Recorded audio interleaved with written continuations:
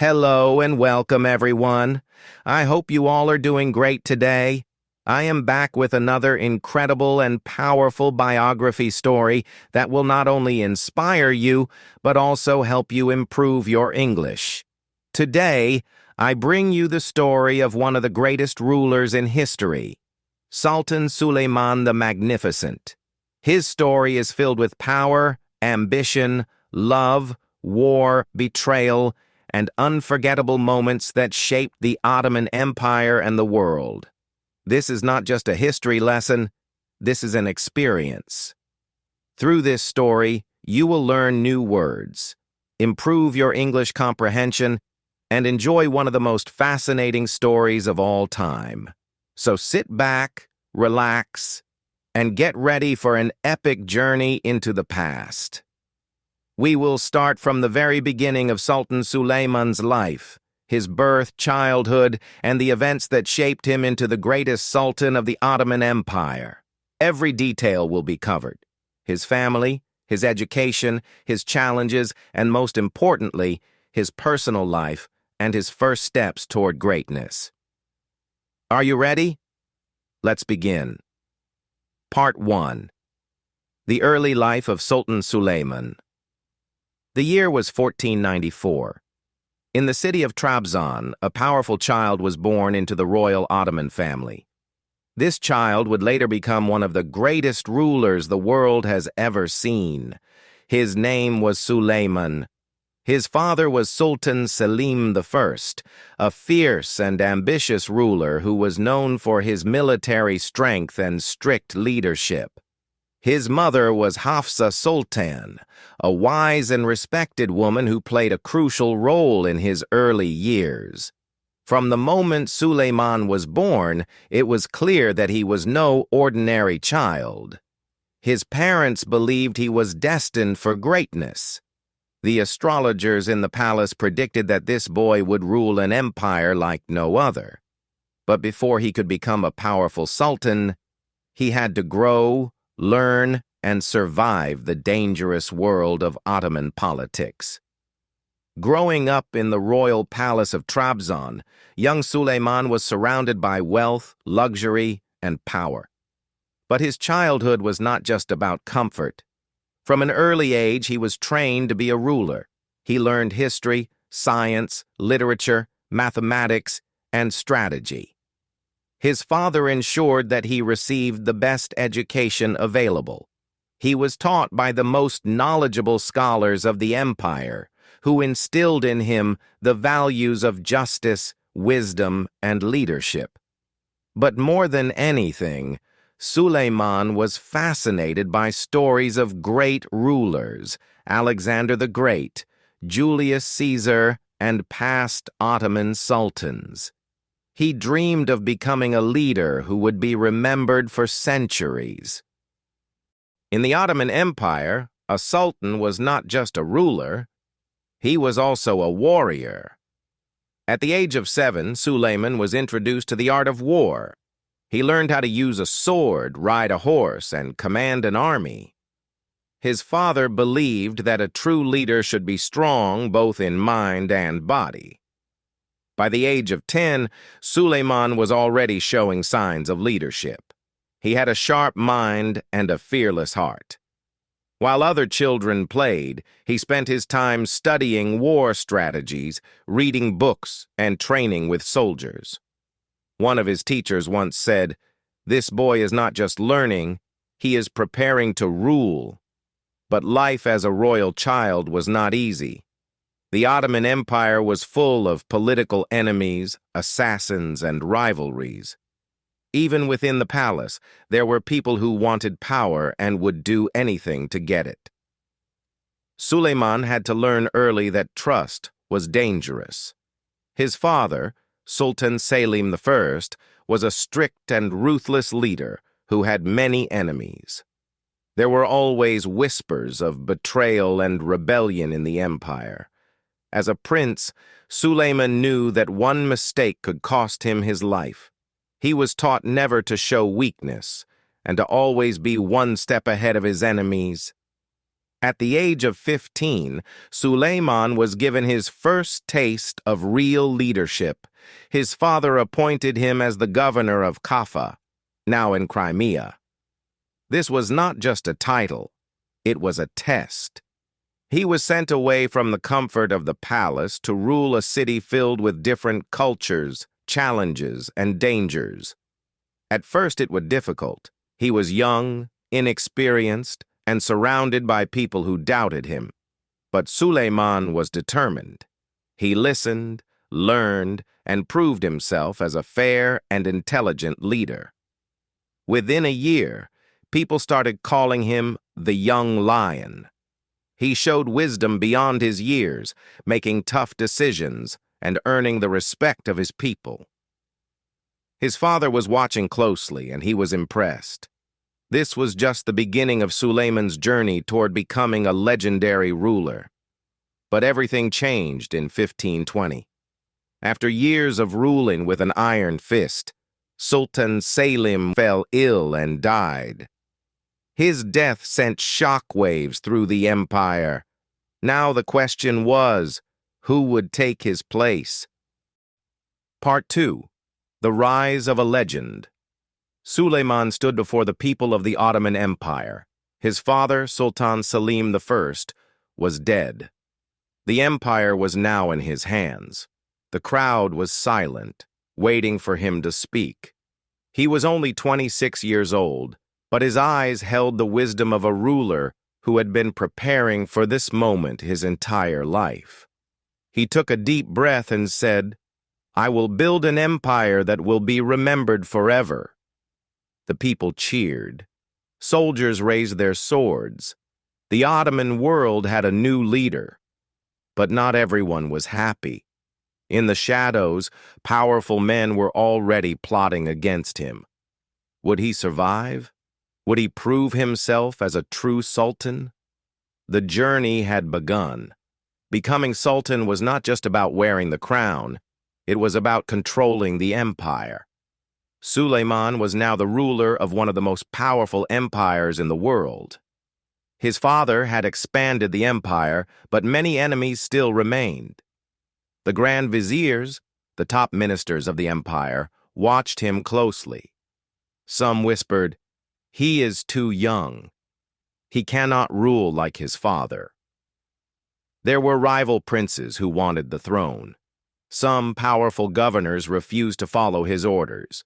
Even inside the palace, his own relatives could not be trusted. Suleiman knew that if he made one mistake, he could be overthrown or even killed. He needed to act fast. He needed to show power. And the first step? A great conquest. Suleiman looked at the map. His father had left the empire strong, but there was one major problem. The Christian kingdoms in Europe were still a threat. The powerful Hungarian Empire controlled key cities near Ottoman lands. And the most important of them? Belgrade. Belgrade was the gateway to Europe. It was a strong fortress, guarded by thousands of experienced soldiers. Many Ottomans had tried to conquer it before, but all had failed. Suleiman knew that if he took Belgrade, he would prove to the world that he was a strong ruler. So, in 1521, he led his army, an army of 100,000 men. It was one of the largest armies the Ottoman Empire had ever seen. They marched for weeks, crossing rivers, mountains, and forests. The summer heat was unbearable. Many soldiers fell sick, but Suleiman never stopped. Finally, they reached Belgrade. The fortress stood tall, its walls thick and strong. Cannons lined the towers, ready to destroy any army that dared to attack. But Suleiman had a plan. He ordered his men to surround the city completely. No one could enter, and no one could leave. Then, he brought in the Ottoman cannons, the most powerful weapons of the time. For weeks, the sky was filled with fire and smoke. The sound of explosions shook the earth. Inside the city, the people were terrified. Food and water were running out. The Hungarian soldiers tried to fight back, but the Ottoman army was too strong. Finally, on August 29, 1521, Belgrade fell. Suleiman rode into the city, dressed in golden armor. His horse, covered in silk, moved slowly through the streets. People bowed before him, knowing that a new power had arrived. The news spread quickly. The European kings were shocked. The young sultan was not weak. He was a warrior. The world now knew his name. But this was just the beginning. Suleiman had conquered Belgrade, but there was one more threat he needed to eliminate. To the south, in the middle of the Mediterranean Sea, lay a small island called Rhodes. It was controlled by the Knights of St. John, a group of Christian warriors who had been fighting the Ottomans for years. They were known for their bravery, discipline, and deadly combat skills.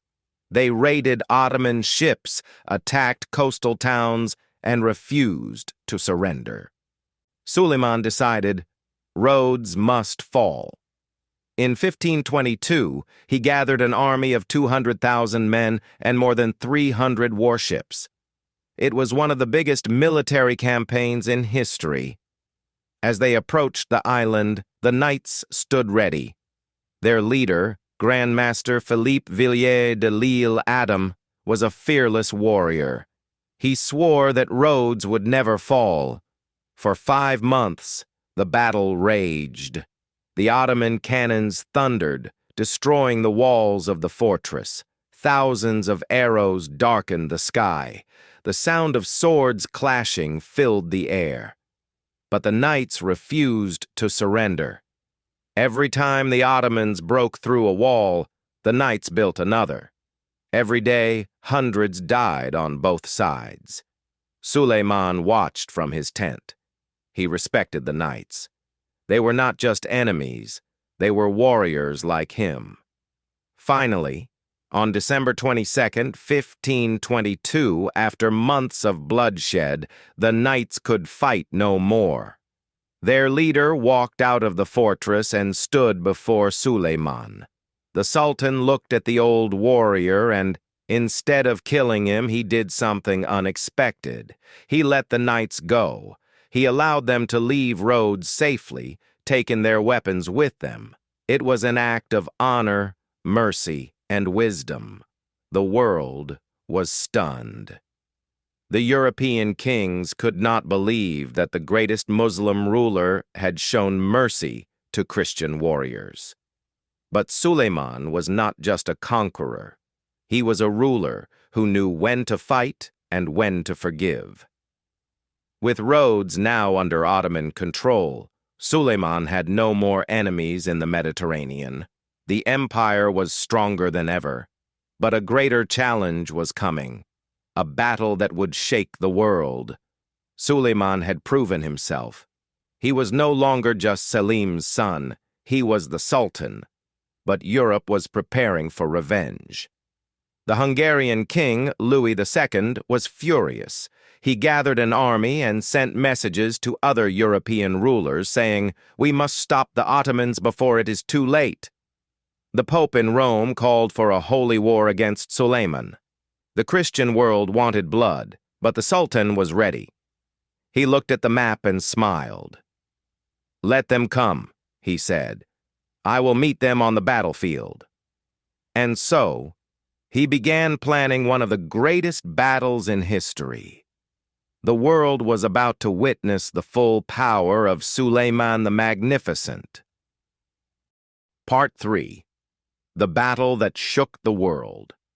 In April 1526, Suleiman led an army of 100,000 soldiers toward Hungary. It was one of the largest and most powerful armies in history. His army included 70,000 elite janissaries and cavalry soldiers, the best-trained warriors of the Ottoman Empire, hundreds of cannons, ready to destroy enemy fortresses, massive war elephants, brought from India to crush enemy lines. Thousands of supply wagons carrying food, weapons, and gold. The army moved like a giant wave, unstoppable and powerful. As they marched, Suleiman sent a message to the Hungarian king, Louis II. The message was simple. Surrender, and I will show mercy. Fight, and your kingdom will fall. Louis II, a young and inexperienced king, ignored the warning. He was only 20 years old, and his advisors filled his head with pride. He gathered 25,000 soldiers, much smaller than Suleiman's army. But he was confident. He believed God would protect him. He was wrong. On August 28, 1526, the Ottoman army reached the fields of Mohacs. The Hungarian army was waiting. That night, Suleiman walked alone through his camp. His soldiers sat around fires sharpening swords, whispering about the battle to come. Some were nervous. The Hungarians were fighting for survival. Desperate men fought like lions. But Suleiman was calm. He knelt and prayed. He asked Allah for victory and strength. He knew that tomorrow history would be made. At dawn on August 29, 1526, the air was thick with smoke. The battlefield was silent. Then, the Ottoman cannons fired. The first cannonball flew like a falling star and exploded into the Hungarian lines. Boom! Soldiers screamed as bodies flew into the air. The battle had begun. The Hungarian cavalry charged first, 5,000 horsemen galloping toward the Ottomans. Suleiman gave no orders. He waited.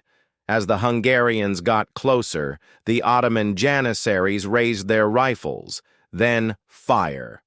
A rain of bullets ripped through the Hungarian cavalry. Horses fell. Knights collapsed. The charge was broken. King Louis II saw his men falling like leaves in the wind. He panicked. He ordered all his soldiers to attack at once. Big mistake. The Ottomans, calm and organized, surrounded them. For 2 hours, the Hungarians fought bravely, but it was useless. The janissaries moved like ghosts, shooting, stabbing, and cutting down enemies. The Hungarian army was destroyed. At the end of the battle, the field was covered in bodies.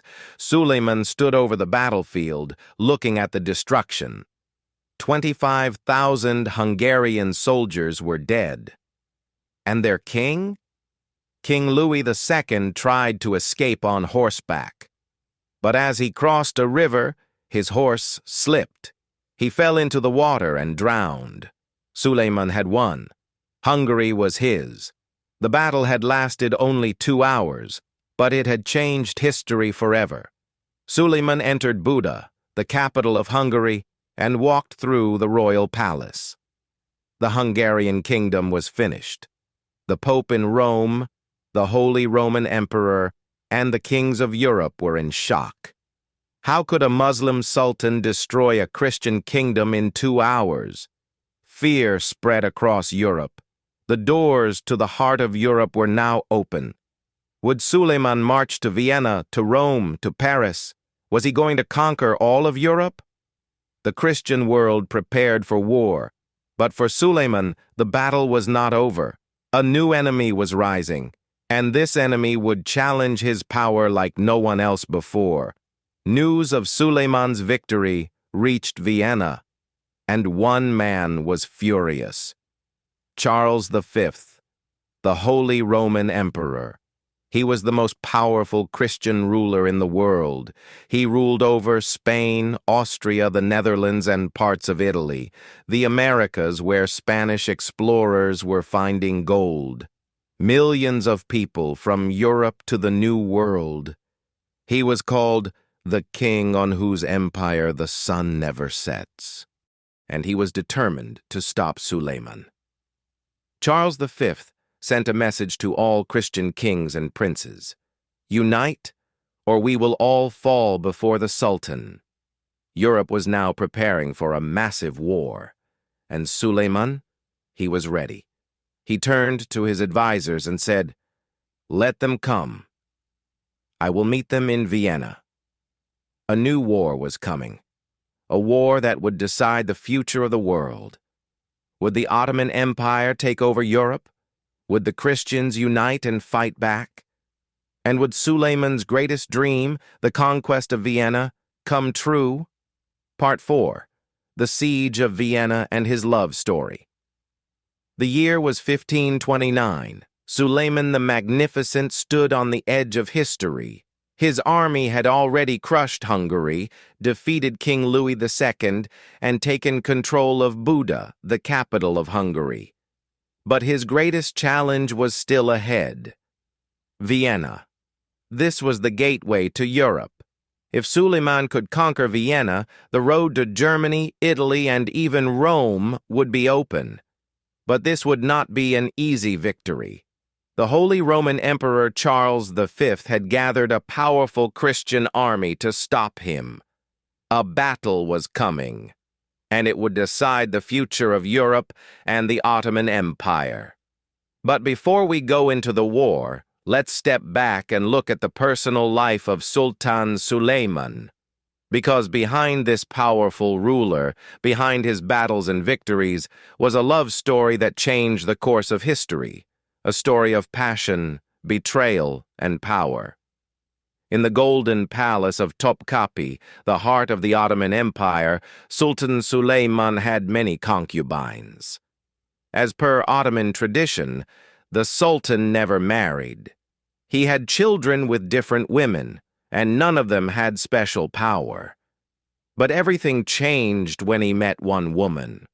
A woman who would break all traditions and become the most powerful woman in Ottoman history. Her name was Hurrem Sultan, but before she became a queen, she was a slave. Hurrem's real name was Roxolana. She was born in 1502 in Ruthenia, modern-day Ukraine. When she was a young girl, she was kidnapped by Crimean Tatar raiders. They took her far from her home and sold her as a slave. She was brought to Istanbul and sent to the Topkapi Palace, where she became a concubine in the Sultan's harem. She was just one among hundreds of women.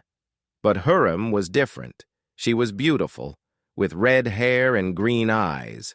She was intelligent and charming. She had a sharp mind, learning Turkish quickly. But most importantly, she knew how to win a man's heart. And that man was Suleiman the Magnificent. In the harem, Hurrem caught Suleiman's attention. She was not like the other women. She could make him laugh. She wrote poetry for him. She was witty and confident. Suleiman fell deeply in love with her. Soon, she became his favorite concubine. But this love story was not simple. Because in the palace, there was already another woman who had given birth to Suleiman's first son. Her name was Mahidevran Sultan. She was furious when she saw Suleiman falling for Hurrem, and this led to a deadly rivalry. Mahidevran hated Hurrem. She saw her as a threat and insulted her in front of others. One day, Mahidevran lost control. She attacked Hurrem in the palace, beating her so badly that Hurrem's face was scratched. Hurrem ran to Suleiman crying. When the Sultan saw her wounds, he was enraged. That day, Mahidevran lost her power. She was sent away, and Hurrem became the most powerful woman in the harem. But this was just the beginning. Because Hurrem did something no woman in Ottoman history had done before. She married the Sultan. Yes, Suleiman broke all the traditions of the Ottoman Empire. He made Hurrem his wife, the first legal wife of an Ottoman Sultan in over 200 years. And this changed the empire forever. After marriage, Hurrem's power grew stronger. She gave birth to multiple sons, including Selim, who would later become the next sultan. She advised Suleiman on political matters. Some people even called her the real ruler of the empire. But Hurrem had many enemies. The Ottoman court was filled with jealous viziers and angry nobles. Some believed she was controlling the Sultan. Some even whispered that she was a witch. But Hürrem was unstoppable. She had everything she wanted, until she made a deadly mistake. She convinced Suleiman that his closest friend, Ibrahim Pasha, was a traitor. And this led to one of the most shocking events in Ottoman history. Ibrahim Pasha was Suleiman's childhood friend. They grew up together. Suleiman trusted him more than anyone, but Ibrahim was too ambitious. He became too powerful, acting like he was the real sultan. Hürrem saw this as a danger to her and her sons. She started poisoning Suleiman's mind against Ibrahim. She told him, "Your friend wants your throne." Slowly, Suleiman began to doubt Ibrahim. And in 1536, he made the hardest decision of his life.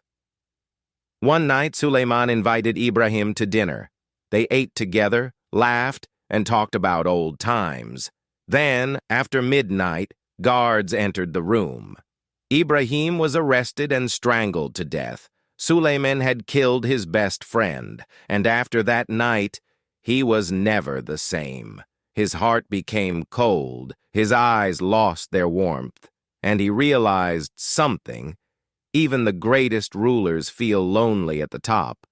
But there was no time for sorrow, because a great war was waiting, the war for Vienna.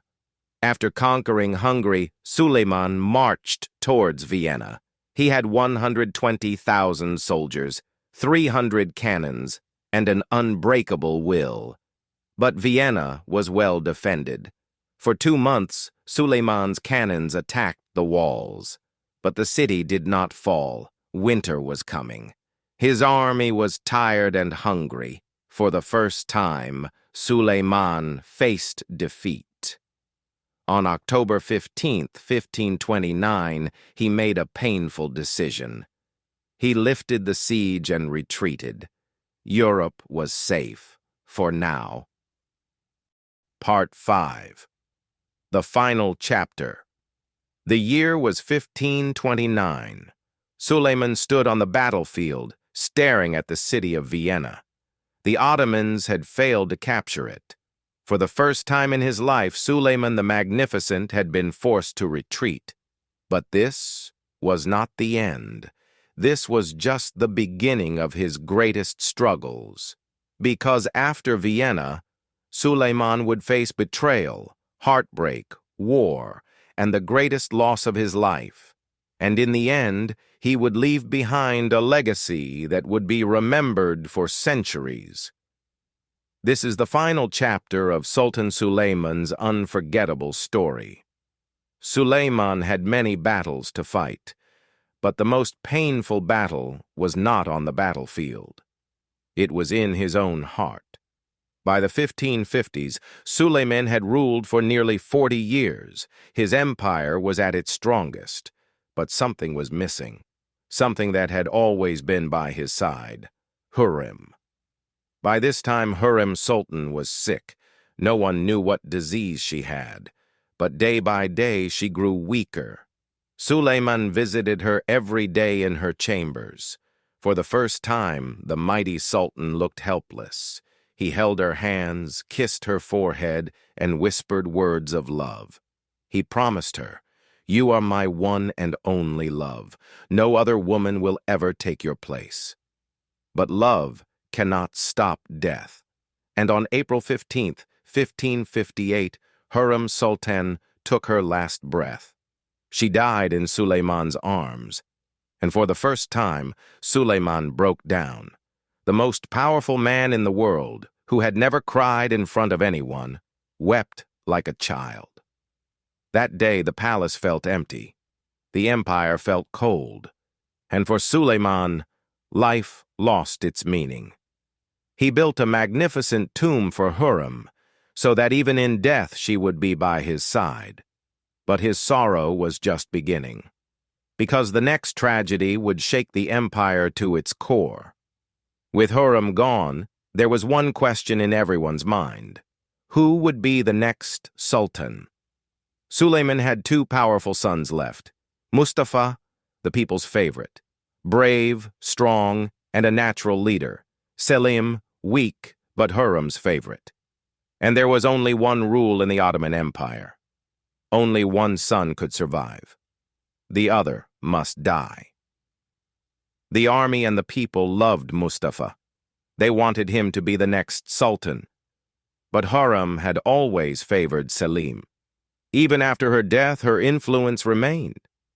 Suleiman began to suspect that Mustafa was plotting against him. Some whispered in his ears, "Your son wants your throne." Others warned, "If you do not stop him, he will kill you first." And on a dark night in 1553, Suleiman made a decision that would haunt him forever. He ordered the execution of his own son. Mustafa was called to the Sultan's tent. He walked inside, trusting his father. But as soon as he entered, the doors locked behind him. The men who were sent to kill him stepped forward. Mustafa tried to fight with all his strength, but there were too many of them. They used a silk rope to strangle him. And just like that, Suleiman's greatest son was dead. When the army heard what had happened, they wept. Even Suleiman's closest friends turned against him because he had done the unthinkable. He had killed his own blood, and after that day, Suleiman was never the same. His heart was heavy with regret. His eyes lost their shine, and he knew his end was near. By 1566, Suleiman was 71 years old. He had ruled the Ottoman Empire for nearly 50 years. He was old, he was tired, but he had one last war to fight, a war against Hungary. Even though he was sick and weak, Suleiman led his army one last time. He sat on his horse, dressed in his golden armor, his face full of wrinkles and wisdom. His soldiers looked at him with love, because even at this age he was still their great sultan. The Ottoman army attacked the Hungarian fortress of Szigetvar. The battle was fierce. Cannon fire shook the ground. Swords clashed. Blood covered the fields. But in the middle of the war, something happened. Something that no one was prepared for. On September 6th, 1566, in the darkness of his war tent, Sultan Suleiman the Magnificent took his last breath. He died peacefully in his sleep, but his death was kept a secret, because if the army knew, they might lose their spirit. For 48 days, the battle continued, and finally, the Ottomans won. Only then was the truth revealed. Suleiman was gone. The empire mourned. People cried in the streets, and the world lost one of its greatest rulers. Suleiman's body was taken back to Istanbul. He was buried in a magnificent tomb next to Hurrem Sultan. But there was a secret. Before he died, Suleiman had ordered something special. He knew that if he died during battle, his enemies would try to steal his heart.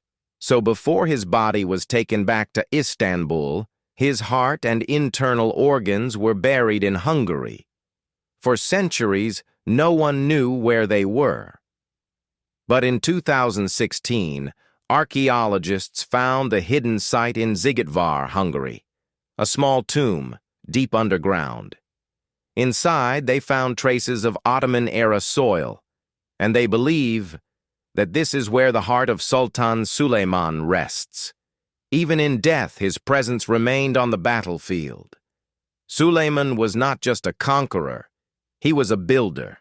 He built mosques, bridges, and palaces that still stand today. He was a lawgiver.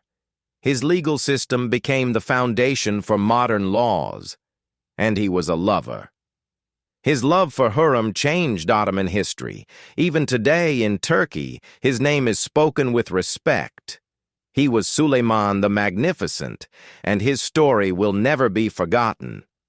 This was the unforgettable story of Sultan Suleiman the Magnificent, a story of power, love, betrayal, and war. If you enjoyed this, share it with others, because history deserves to be remembered. Suleiman the Magnificent is no longer with us. His body turned to dust centuries ago.